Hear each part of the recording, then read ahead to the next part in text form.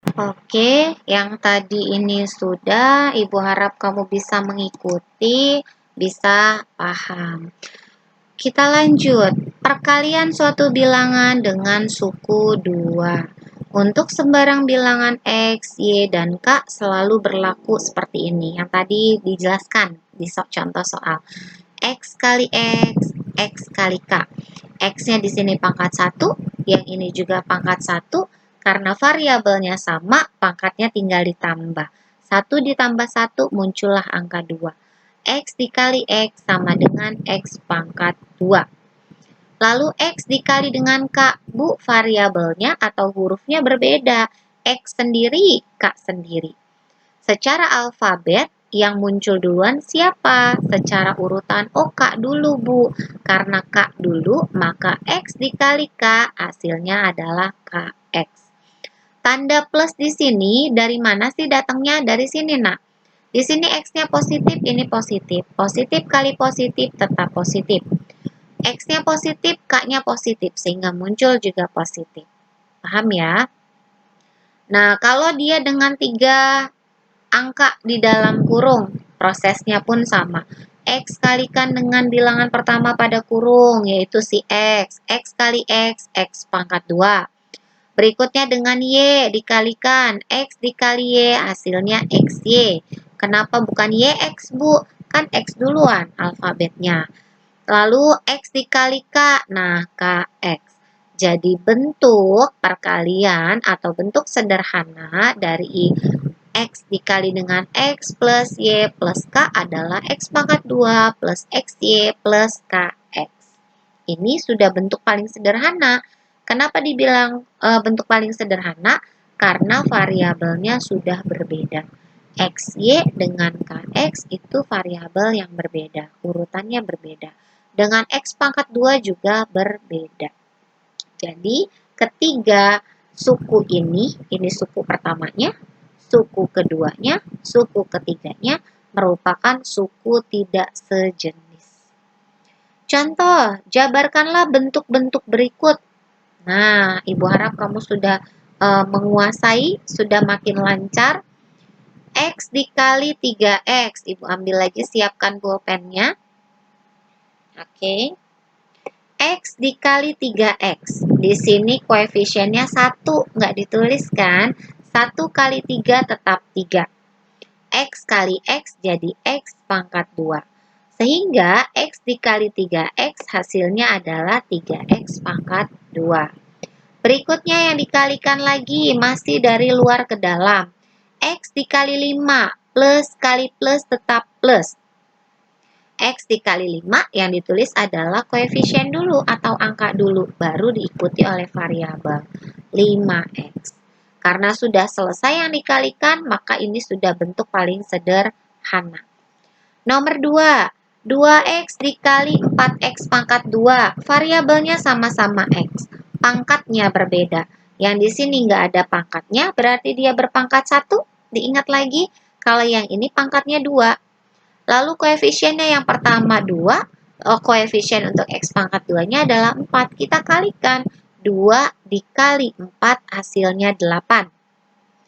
X dikali X pangkat 2, berarti pangkat 1 ditambah pangkat 2, hasilnya X-nya jadi pangkat 3. Berarti 2X dikali 4X pangkat 2 sama dengan 8X pangkat 3. Paham ya? Dari mana tuh datangnya angka pangkat 3 di sini? Oke. Lalu belum selesai karena yang kita kalikan baru 2X dikali 4X pangkat 2. Yang berikutnya ini yang akan kita kalikan. Nah, 2X dikali min 3Y. 2-nya positif, 3-nya negatif. Plus kali min, hasilnya min. 2 dikali 3, 6. Variabelnya pun berbeda, X dikali Y. Maka kita tulis dua-duanya dan masing-masing berpangkat 1. Sehingga hasil dari 2X dikali 4X pangkat 2 min 3Y adalah 8X pangkat 3 min 6XY. Contoh ketiga dan contoh keempat juga sama. Kamu tinggal memprosesnya seperti yang tadi sudah dijelaskan. Oke, ini Ibu sambil lanjutkan. Sambil kamu juga bisa buka di modul kamu untuk tugas yang pertama. Tugas yang pertama itu ada di halaman 42 yang ini. Oke. Di halaman 42 itu ada 3 soal. Nah, ini nanti kamu bisa sambil pelajari, kamu sambil coba kerjakan. Sambil kita lanjut lagi ya. Perkalian suku 2 dengan suku 2. Kalau tadi, nih di yang sebelumnya, kita saling dengan suku 1 lagi. Nah, kalau yang sekarang, suku 2 dan suku 2. Maksudnya apa sih, Bu? Ini loh. Nah, Ibu sambil siapkan lagi brushnya. X plus A. Ada 2 suku kan? Suku pertamanya adalah si X, suku keduanya adalah si A. Lalu dikali dengan X plus B.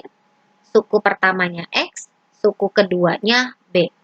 Berarti kita akan mengalihkan suku 2 dengan suku 2. Prosesnya kayak gimana, Bu?